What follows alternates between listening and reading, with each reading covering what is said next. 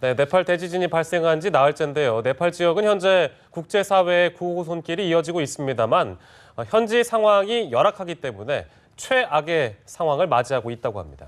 네, 한편 이번 대지진으로 인해서 지진 반도가 높아지고 있는 우리나라 또한 안전지대일 수 없다는 우려의 목소리가 나오고 있는데요. 홍태경 연세대 지구시스템과학과 교수 또 김재훈 기자 모시고 자세한 이야기 나눠보도록 하겠습니다. 어서 오십시오. 어서 오십시오. 자, 먼저 김재훈 기자, 지금 현재 상황이 어떻습니까? 네, 먼저 지진이 발생한 시각을 살펴보면 한국 시간으로 지난 토요일 오후 3시 11분쯤에 네팔에서 규모 7.8의 강진이 발생을 했습니다. 예. 지진 규모를 두고 7.5다, 7.9다라고 의견이 분분하기도 했었지만 네. 공식적으로는 7.8로 이제 규모가 확정이 됐습니다. 진앙지는 카투만두에서 80km 떨어진 고르카라는 지역입니다. 예. 현재까지 공식적으로 확인된 사망자가 4,000명 정도로 밝혀지고 있고요. 예. 부상자는 7,000명이 넘는 것으로 보고 있습니다. 하지만 이 숫자는 네팔의 수도인 카트만두를 중심으로 집계된 숫자이기 때문에 예. 앞으로 점차 외곽으로 구조 작업이 확대가 되면 사망자만 10,000명이 넘을 수 있다는 예측이 나오고 있습니다. 네. 특히 이번 지진의 진앙지였던 고르카 지역은 아예 접근 자체가 불가능할 정도로 도로와 마을이 완전히 붕괴가 된 것으로 전해지고 있는데요. 예. 때문에 이들 지역에서도 수색 작업이 진행이 된다면 사상자는 앞으로 눈덩이처럼 불어날 수 있습니다. 예. 또 네팔과 인접한 인도나 또 중국, 티베트 지역에서도 사상자가 발생하고 있는 것으로 전해지고 있습니다. 네네. 네. 이 규모가 7.8이다. 이게 어느 정도로 엄청난 규모인 겁니까? 네, 7.8이면 상당히 큰 지진이라고 할 수 있는데요. 우리가 그 IT 대지진 때 규모가 7.0으로서 예. 당시에 30만 명 가까운 사람들이 사망한 바가 있습니다. 네. 예. 그거에 16배 정도 되는 크기의 지진인데요. 네. 16개의 IT 지진이 한꺼번에 터진 거라고 할 수 있습니다. 네. 이 80년 전에도 이 부근에 좀 대지진이 발생한 바 있더라고요. 이렇다 보니까 자연스럽게 좀 구조적인 원인이 있지 않을까라는 생각이 들거든요. 어떤 원인이 있었을까요? 예, 이 지역은 인도판과 유라시아판이 충돌하는 충돌대 지역입니다. 네. 그러다 보니까 막대한 힘들이 늘 쌓이고 있는데요. 예. 그런데 이제 프랑스 과학자들에 의해서 밝혀진 사실은 이 지역에서 80년 혹은 100년 주기로 규모 7 혹은 8 정도 되는 지진들이 규칙적으로 발생하는 것을 관측했습니다. 예, 예. 네. 그래서 마지막으로 1934년도에 규모 8.1 지진이 비하라고 하는 네팔 지역에서 발생을 했고요. 당시 이제 만여 명 이상의 사람들이 사망한 바 있습니다. 그 후에 이번 지진이 또다시 발생한 것입니다. 네, 이 판과 판이 충돌했다라고 말씀을 해주셨는데 이게 판과 판 충돌에서 일어났던 이 참사가 얼마 전에 또 이제 화산 폭발 하나 있지 않았습니까? 칠레 지역에서. 근데 이번에 이곳에서는 이 화산 폭발은 일어나지 않았네요. 다른 이유가 있을까요? 예, 이 화산이 만들어지기 위해서는 기본 조건이 필요합니다. 예. 이번 이 인도판과 유라시아판 같은 경우에는 두 개가 대륙판입니다. 대륙판끼리 충돌할 때는 이 화산이 만들어지기 어려운데요. 그 이유는 해양판과 대륙판이 충돌할 때는 해양판 위에 두꺼운 해양 퇴적물들이 있고요. 이 해양 퇴적물들은 서로 충돌해서 지구 내부로 들어가게 되면 그 포함된 물들이 밖으로 나오게 되고 이 암석의 녹는 점을 낮춰주게 됩니다. 예. 그래서 그렇지 않았으면 한 10,000도에서 녹았을 이 암석들이 한 1,000도, 1,500도에서도 녹는 일들이 벌어지게 되고요. 예. 바로 그렇게 되면서 마그마가 만들어지는 겁니다. 그래서 마그마가 만들어지기 위해서는 기본적으로 물이 필요합니다. 하지만 이와 같이 대륙판과 대륙판이 충돌하는 지역에서는 물이 존재하지 않기 때문에 네. 마그마가 만들어질 수 없고 예. 그렇기 때문에 화산이 생기지 않는 것입니다. 네. 판끼리 충돌하는 것도 그 어떤 판이냐에 따라 좀 다를 수 있다 이렇게 말씀을 해주셨는데요. 아까 잠깐 언급을 해주셨습니다만 그 이번 네팔 지진 같은 경우에는 전문가들이 일주일 전에 예측을 했었다면서요. 네, 그렇습니다. 이 프랑스 과학자들은 상당일 전부터 예. 이 네팔 일대에 1,000km 정도 되는 단층대를 다 일일이 조사를 했습니다. 예. 그들이 조사한 방식은 어떻게 되냐면요. 이 단층대를 따라서 트렌치라고 하는 이 참호를 파고 단층대 위에 존재하고 있는 암석의 연대 측정을 하게 됩니다. 예. 그럼 이 연대 측정을 통해서 마지막으로 움직였던 시기를 측정할 수가 있는데요. 예. 네. 이 시기를 측정하게 되면 마지막으로 움직인 후에 지금까지 어느 정도의 시간이 경과했는지 알게 되고 예. 그 경과한 시간을 바탕으로 어느 정도의 에너지가 쌓였는지를 추정할 수 있습니다. 이 에너지를 추정한 후에 어느 정도 규모의 지진으로 발현될지를 예상하게 되는데요. 예. 네. 그걸 통해서 보니까 규모 7 혹은 8 정도 되는 지진이 이곳에서 발생할 가능성이 아주 높다라는 결론에 얻게 된 겁니다. 네. 그러면 좀 미리 알았다면 어떻게 좀 미연에 방지를 네, 할 수 그러니까 있다라든지 말입니다. 이런 생각도 좀 네. 드는데 만약에 이 똑같은 연구진이 아니더라도 어쨌든 전문가들이 이 지역은 위험하다라고 또 얘기할 수 있는 거잖아요. 네, 그렇습니다. 네, 그러면 뭐 다음 위험한 지역은 혹시 어디라고 얘기를 하고 있습니까? 어떤가요? 네, 우리는 늘 지진이 어디서 발생할지는 너무나 잘 알고 있습니다. 예. 전 네. 세계적으로 꼽을 수 있는 지역들도 많고요. 하지만 문제는 항상 시기인데요.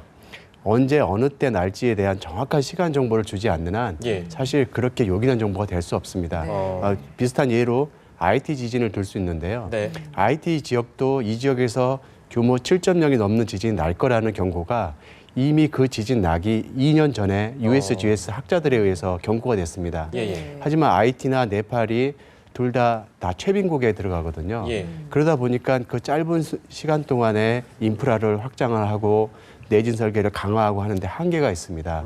그러다 보니까 지진이 나더라도 꼼짝없이 당하게 되는데요. 예. 마지막으로 정부가 택할 수 있는 방법은 이 지역에 있는 주민들을 소고시키는 방법밖에 없는데 네. 앞서 말씀드린 바와 같이 지진이 언제 발생할지 정확하게 집어내지 못하기 때문에 또 이조차도 쉽지 않은 상황입니다. 네. 알겠습니다. 네, 어찌됐든 지금 네팔 대지진 피해자들은 좀 여진이 남아있기 때문에 전전긍긍 노심초사하고 있는 것 같은데 곧 이 네팔 지역에 우기가 찾아온다고 하더라고요. 또 2차 피해가 있지 않을까 걱정되는데요. 어떻습니까? 네, 네팔 지역에서는 아직도 크고 작은 여진이 계속 발생을 하고 있지만 네. 앞으로는 네팔 지역의 날씨도 추가 피해에 상당히 영향을 줄 것으로 보여집니다. 네. 네팔은 해마다 집중호우로 홍수나 산사태가 굉장히 빈번하게 발생하는 지역인데요. 예. 기본적으로 아까 말씀하셨듯이 채빈국이다 보니까 재해 방지에 대한 시설이 부족한 것도 있지만 고산지대라는 특징 때문에 산림이 상당히 부족합니다. 네. 그만큼 자연적으로도 산사태에 취약한 지역인데요. 예. 여기에 이번 강진으로 지반이 상당히 상당히 약해져 있습니다. 본격적인 우기는 6월부터 시작이 되지만 그 전에 한두 차례 큰 비가 내리게 된다면 예. 산사태 같은 2차 피해가 발생할 가능성이 매우 큽니다. 네. 실제로 지난해 8월에만 2차례 홍수와 산사태가 발생을 하면서 200여 명이 사망을 하고 150명이 실종이 되기도 했습니다. 네. 그러니까 가뜩이나 산사태가 빈번한 지역에서 지진으로 지반이 매우 약한 상태이기 때문에 대규모 산사태 같은 또 다른 재앙이 발생할 가능성이 있다고 봅니다. 네. 날씨 상황으로 인한 2차 피해에 대해서 김재훈 기자가 얘기를 해줬는데 교수님 그렇다면 혹시 여진의 가능성은 또 없습니까? 네, 이 규모가 7.8이나 되다 보니까 네. 여진의 우려는 아주 높습니다. 우리가 일반적으로 큰 지진이 나게 되면은 여진이 일반적으로 따라서 나기 마련이고요. 예. 이런 여진들은 길게는 몇 년이 가기도 하고 짧게는 네. 수달이 가기도 합니다. 그래서 여진에 대한 공포로부터 안전하지 않고요. 예. 네. 더군다나 이번 지진으로 인해서 발생한 단층이 이 진앙지로부터 카트만두 방향으로 150km 정도가 쪼개졌습니다. 예. 그 반대되는 방향으로는 아직 쪼개지지 않았거든요. 예. 그러니까 여전히 많은 힘들이 그 단층대에 남아있기 때문에 그 단층대에서 추가적인 큰 지진이 발생할 수도 있습니다. 네. 네, 말씀하세요. 네네. 아까 김재훈 기자도 얘기를 해준 부분인데요. 이게 네팔만 국한돼서 얘기할 게 아니라 그 주변에 있는 나라, 그러니까 뭐 중국도 있고 인도도 있고 아무튼 지금 사망자가 있단 말이죠. 그러면 주변 나라들에 대한 피해가 또 생기지는 않을까 이런 우려도 있는데요. 어떻게 보십니까? 예, 충돌 때는 사실 길게 자리 잡고 있는데요. 서쪽으로는 파키스탄부터 해서 예. 인도, 중국, 방글라데시에 이르기까지 굉장히 넓은 범위가 충돌대입니다. 그래서 이렇게 네팔에서 지진이 크게 발생하게 되면은 예. 같은 단층대 위에 있는 이 여러 지역들이 연쇄적으로 반응을 하게 되고 2차적인 지진을 발생시킬 수 있는 것입니다. 네. 이번 인도와 이 중국의 지진도 바로 이런 사유에서 발생한 지진들이거든요. 네네. 네. 또 이뿐만 아니라 우리가 독일본 대지진의 예에서 보듯이 큰 지진이 한번 발생하게 되면 같은 단층대가 아니라도 네. 굉장히 멀리 떨어져 있는 수천 킬로 떨어져 있는 지역에서도 지진 활동도가 증가하게 되거든요. 예, 예. 그래서 그런 우려들도 커져가는 상황이기 때문에 네.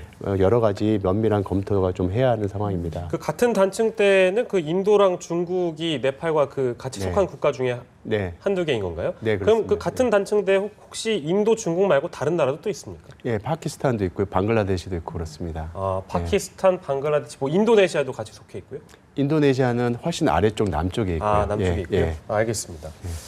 뭐 이렇게 주변 국가들의 재난 상황을 보다 보면 자연스럽게 의문이 듭니다. 뭐 우리나라는 과연 안전한가 이런 질문을 하지 않을 수가 없는데 네. 먼저 우리나라의 지진 발생 건수가 해마다 증가하고 있다라는 조사가 있다고 알고 있는데 이번 연도에 지진 발생 건수 얼마나 되나요? 네, 뭐 이번 네팔 강진이 발생을 하면서 과연 한반도는 지진의 안전한가가 또 다른 관심사가 되고 네. 있는데요. 예. 먼저 기상청에 따르면 올해 들어서만 현재까지 한반도에 규모 2.0 이상의 지진이 총 13차례가 관측이 됐습니다. 예. 특히 뭐 추세를 살펴보면 1980년대에는 16회, 90년대에는 26회, 네. 2000년대에 들어서는 44회가 발생을 했습니다. 예. 특히 최근 4년간은 58회로 80년대에 비하면 3배 이상이나 증가를 했거든요. 네. 보통 규모 5 이상의 지진이 발생을 하게 되면 건물 벽이 뭐 갈라지거나 낡은 건물 같은 경우에는 완전히 무너질 수가 있습니다. 예. 네. 과거 기록에 의하면 한반도에서도 규모 5에서 6 이상으로 추정되는 지진이 관측됐다고 기록이 돼 있습니다. 예. 따라서 한반도도 뭐 지진의 결코 안전지대라고 볼 수 없기 때문에 예. 건물의 내진 설계나 지진 경보 시스템 같은 체계적인 지진 대비가 필요합니다. 올해는 그 혹시 지진이 몇 차례 발생했다고 알려지고 있나요, 교수님? 예, 올해는 지진이 그리 많이 발생하지는 않았는데요. 네. 약 그 규모 3.0을 기준으로 해서 예. 한 10여 차례 정도 발생한 걸로 알려져 있습니다. 10여 차례요. 네. 3.0이라고 하니까 저희가 네. 얘기하고 있는 이 네팔 지진이 뭐 7.8로 네. 알려지니까 네. 뭐 마치 미약하게 여겨질 수도 있겠지만 어쨌든 지진은 지진인 거잖아요. 그렇죠. 그럼 네. 한반도는 안전한 겁니까? 예, 한반도는 이 네팔이나 일본에 비하면 상당히 안전하다고 볼 수 있습니다. 네. 하지만 그것은 어디까지나 상대적인 개념이고요. 예. 이 판의 경계부에서는 힘들이 많이 쌓이기 때문에 당연히 큰 지진도 많이 나고 또 자주 발생합니다. 예. 하지만 우리나라와 같은 판 내부에 있는 환경에서는 이 쌓이는 힘이 굉장히 적기 때문에 예. 짧은 기간 동안에 볼 때는 규모가 큰 지진이 없는 것처럼 보입니다. 하지만 긴 역사를 놓고 보면은 또 그렇지 않은데요. 왜냐하면 작은 힘이 쌓이더라도 이게 오랫동안 쌓이게 되면 큰 지진으로 발현이 되거든요. 예. 그래서 우리나라 1978년 지진 기록을 78년 이후의 지진 기록을 보면 규모 5.3이 제일 크지만 예. 네. 조선왕조실록 같은 데로 이렇게 기록을 넘겨가서 보면요. 규모 7 정도 되는 지진들이 수차례 관측이 됩니다. 어. 이런 지진들은 미래에 한반도에서 발생할 수 있는 지진들이거든요. 예. 과거에 이만한 힘이 쌓여서 이 정도 지진이 났으니까 미래에도 발생한다는 얘기가 되겠습니다. 그래서 우리도 이거에 대한 준비가 있어야 합니다. 네, 뭐 대비를 해야 하지 않을까 싶은데 지금까지 우리나라 일정 높이 이상의 고층 건물들이 내진 설계 이런 것들은 어느 정도로 되어 있는 상황입니까? 예, 우리나라는 2000년대 들어서 내진 설계 기준이 비교적 거의 완비됐거든요. 예. 그래서 최근에 지어진 건물들은 내진 설계에 대해서 잘 대비가 돼 있다고 볼 수 있습니다. 2000년대 이후부터 잘 예, 구비가 이제 된 겁니까? 단계별로 뭐 교량 언제 하고 이렇게 단계별로 돼가고 있는데요. 네. 그래서 법적 정비는 2000년대에 들어와서 이제 다 완료가 됐다고 볼 수 있는데 네. 문제는 과거에 지어진 건물들이고요. 이 과거에 지어진 건물들은 계속해서 내진 성능에 대한 보강이 필요한 상황입니다. 네. 예를 들어서 서울 시내에 있는 학교 건물 같은 경우에는 전체 내진 설계가 돼 있는 비율이 약 21% 정도로 알려져 있거든요. 그러니까 지진에 대해서 아직까지 상당히 취약한 상태로 할 수 있고 앞으로 서울시에서는 이것을 계속 보강을 해서 예. 2050년까지는 완전한 보강을 하겠다는 계획을 갖고 있습니다. 결국엔 예산 문제일 것 같습니다. 네. 뭐 이렇게 뭐 내진 설계 이런 것들 다 준비를 해야겠지만 결론적으로는 지진이 났을 때 우리 사람들이 어떻게 대피를 해야 될지 대피 요령도 좀 많이 숙지를 해놔야 할 것 같거든요. 네. 대피 요령 좀 설명해 주시죠. 네, 지진이 나면은 우리가 지진에 의해서 피해를 보는 경우는 근거리에서 발생한 지진입니다. 이 근거리에서 발생한 지진은 처음에 우리가 지진이라고 느꼈을 때 이 피하기란 거의 불가능합니다. 왜냐하면 지진 피해를 주로 주는 파가 S파라고 하는 파인데요. 예. P파가 도달하고 바로 S파가 도달을 합니다. 예. 거리가 짧게 되면 이 P파와 S파의 시간 도달 차이는 불과 수초거든요. 한 예. 3, 4초밖에 안 됩니다. 네. 예. 3, 4초 만에 건물을 빠져나가기는 불가능하기 때문에 예. 현실적으로 할 수 있는 방법은 이게 지진이 온 것 같다, P파가 느껴진다 하면 건물 이 출구 확보부터 먼저 해야 됩니다. 건물 출구를 먼저 얼어놓고요. 예. 네. 그다음에 위에 떨어질 거 없는지 그걸 좀 고민을 하면서 숨는 게 우선이고요. 건물 안에서. 예. 그리고 나서 지진파가 안전하다고 생각됐을 때 바로 건물을 나가야 합니다. 왜 그러냐면 이게 전진이고 본진이 그 후에 올 수 있거든요. 근데 출입문을 확보해야 하는 이유는 뭐냐면 이 건물이 심하게 흔들리게 되면 이 건물이 뒤틀려서 예. 출입문이 열리지 않는 경우가 있습니다. 이렇게 돼버리면 실제 도망가야 할 때 도망갈 수 없는 상황이 벌어지기 때문에 예. 네. 그 상황을 대비해서 출입문 확보가 최우선이라 할 수 있습니다. 네, 출입문을 확보하고 아까 말씀하신 것처럼 머리를 일단 보호하는 게 중요한 네. 것 같고요. 아까 저희도 자료 화면도 나갔습니다만 일단 머리 보호하기 위해서 뭐그 책상 밑으로 숨는다든지 그렇죠. 네. 좀 잠잠해지면 출구 확보를 네. 하러 나가야 되고요. 네. 최종적으로는 이제 야외로 나가야 된다. 그렇죠. 야지가 제일 안전합니다. 네. 알겠습니다. 오늘 말씀 여기까지 듣도록 하겠습니다. 지금까지 홍태경 연세대 지구시스템과학과 교수 김재훈 기자였습니다. 고맙습니다. 고맙습니다.